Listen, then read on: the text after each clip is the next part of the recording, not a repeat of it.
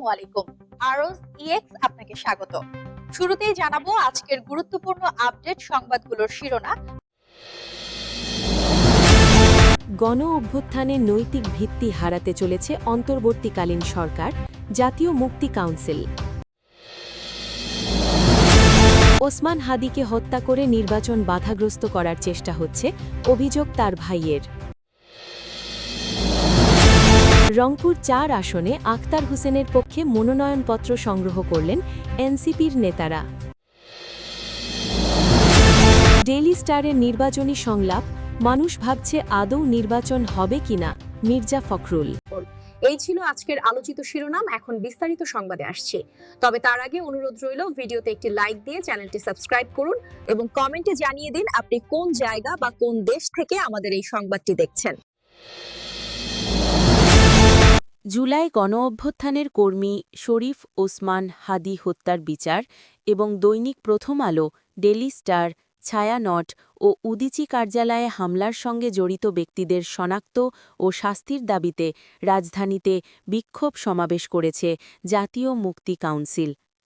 মঙ্গলবার বিকেলে জাতীয় প্রেসক্লাবের সামনে এই সমাবেশ অনুষ্ঠিত হয়। সমাবেশে সভাপতিত্ব করেন জাতীয় মুক্তি কাউন্সিলের সম্পাদক ফয়জুল হাকিম।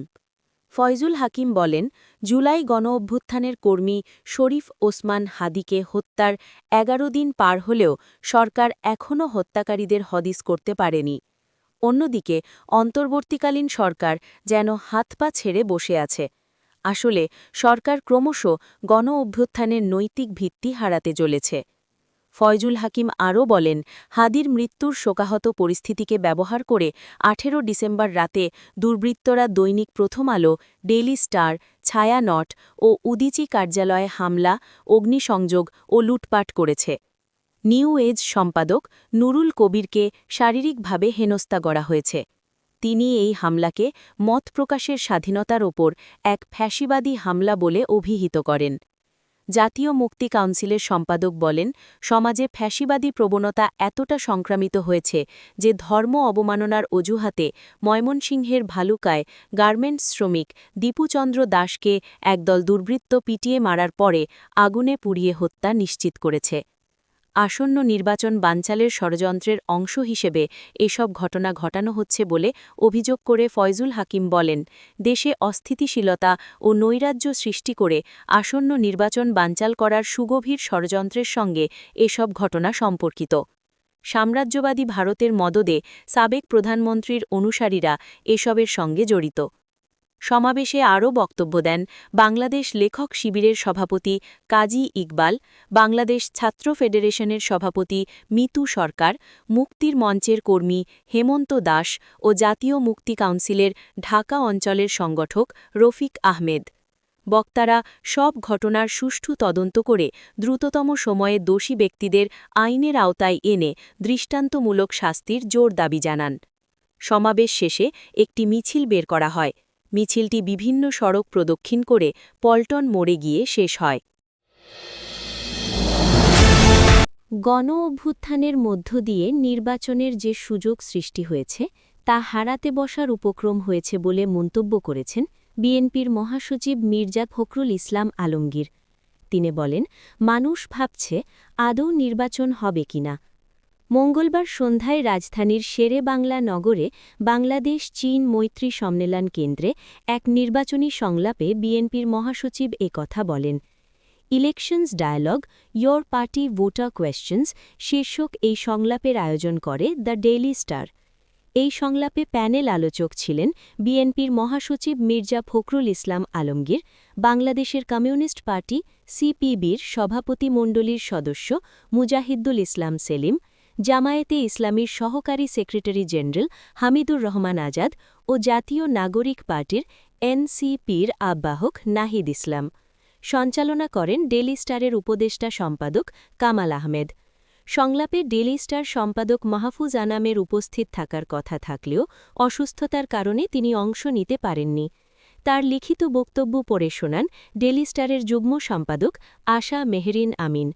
লিখিত বক্তব্যে বলা হয়, ডেইলি স্টার ও প্রথম আলোর ওপর সাম্প্রতিক আক্রমণ কেবল এই দুটি সংবাদপত্রের বিরুদ্ধেই নয়, বরং দেশ, গণতন্ত্র এবং বিশেষ করে আসন্ন নির্বাচনকে বিপন্ন করার জন্য এই হামলা চালানো হয়েছে।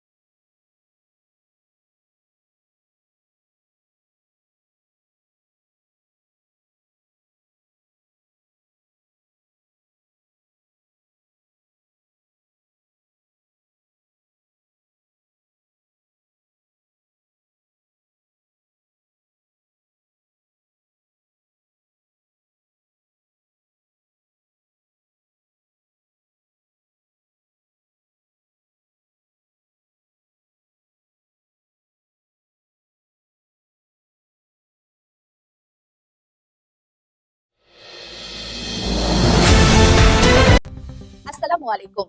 আরজ ইএক্স আপনাকে স্বাগত। শুরুতেই জানাবো আজকের গুরুত্বপূর্ণ আপডেট সংবাদগুলোর শিরোনাম। এই ছিল আজকের আলোচিত শিরোনাম, এখন বিস্তারিত সংবাদে আসছে। তবে তার আগে অনুরোধ রইল ভিডিওতে একটি লাইক দিয়ে চ্যানেলটি সাবস্ক্রাইব করুন এবং কমেন্টে জানিয়ে দিন আপনি কোন জায়গা বা কোন দেশ থেকে আমাদের এই সংবাদটি দেখছেন।